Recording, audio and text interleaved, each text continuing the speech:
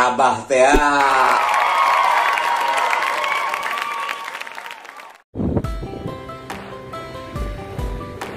Assalamualaikum warahmatullahi wabarakatuh. Sobat-sobat Jurnal Abah, semoga sehat selalu. Kita sekarang masih berada di kawasan Banten Lama, tepatnya di benteng atau Keraton Surosowan, masih di Kecamatan Kasemen, Kota Serang, Banten. Nah, inilah benteng sebelah timur dengan pintu gerbangnya yang gagah.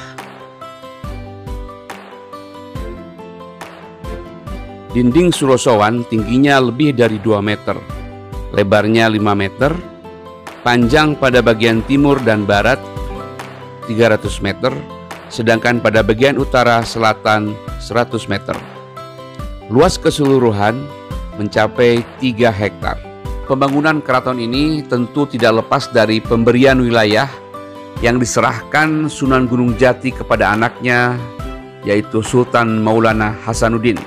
Menurut berbagai sumber bacaan, Istana Surosowan dibangun Panembahan Hasanuddin, Sultan pertama Banten yang memerintah pada tahun 1526 sampai 1570 Masehi.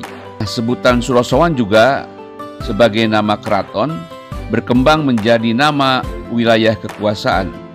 Bahkan kemudian nama resmi kerajaan Islam di Banten pun menjadi Negeri Surosowan. Pada masa Sultan Abdul Fattah yang dikenal dengan nama Sultan Ageng Tirtayasa, dalam kaitan jalinan persahabatan internasional, sejumlah teknisi Eropa diundang. Selain dilibatkan dalam pembuatan kapal-kapal niaga, mereka juga dilibatkan dalam perbaikan kompleks Keraton Surosowan. Istana megah itu kemudian dibuat lebih indah dan lebih tahan dari berbagai serangan. Di dalamnya dibangun pancuran dan kolam pemandian. Di sekelilingnya dibangun tembok terbuat dari bata merah yang cukup tebal. Pada sudut-sudut benteng dibangun menara penjaga atau bastion. Jalan masuk ke istana berbentuk busur, diberi dinding bata pada kedua tepinya untuk menghindari pengintaian dari luar. Keraton Surosowan, jangan bayangkan satu keraton dengan bangunan utuh, seperti halnya Keraton Cirebon atau Yogyakarta. Apalagi membayangkan di dalamnya bertahta seorang raja yang menjadi simbol budaya masyarakat setempat. Surosowan hanya puing-puing hampir rata dengan tanah yang berada dalam benteng. Dalam sejarahnya, keraton ini mengalami beberapa kali kehancuran, antara lain ketika terjadi peperangan antara Sultan Ageng Tirtayasa dan anaknya sendiri, Sultan Haji. Sultan Haji ini bekerja sama dengan pihak VOC Belanda. Meski kemudian diperbaiki lagi, perlawanan dari rakyat terhadap Sultan Haji terus berlangsung dan membuat keraton rusak lagi. Akan tetapi, kerusakan yang paling parah terjadi pada masa Sultan Aliuddin II yang memerintah pada tahun 1803 hingga 1808.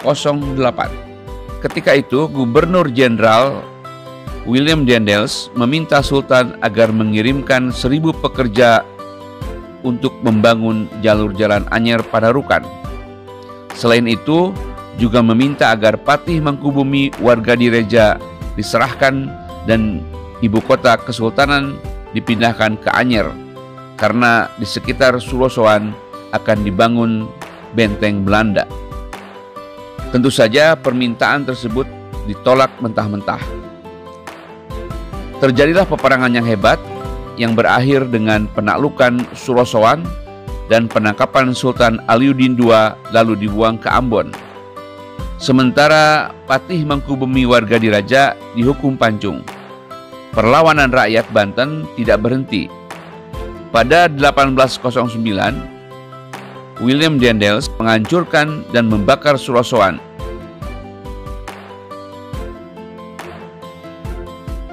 Selama hampir 3 abad, Kesultanan Banten mampu bertahan bahkan mencapai kejayaan. Namun, perang saudara dan persaingan dengan kekuatan global memperebutkan sumber daya maupun perdagangan, serta ketergantungan akan persenjataan telah melemahkan Kesultanan Banten. Akhirnya, pemerintah kolonial Inggris pada tahun 1813 secara resmi menghapuskan Kesultanan Banten. Pada tahun itu, Sultan Muhammad bin Muhammad Muhyiddin Jainus Salihin dilucuti dan dipaksa turun takhta. Peristiwa ini merupakan pukulan pamungkas yang mengakhiri riwayat kejayaan Kesultanan Banten.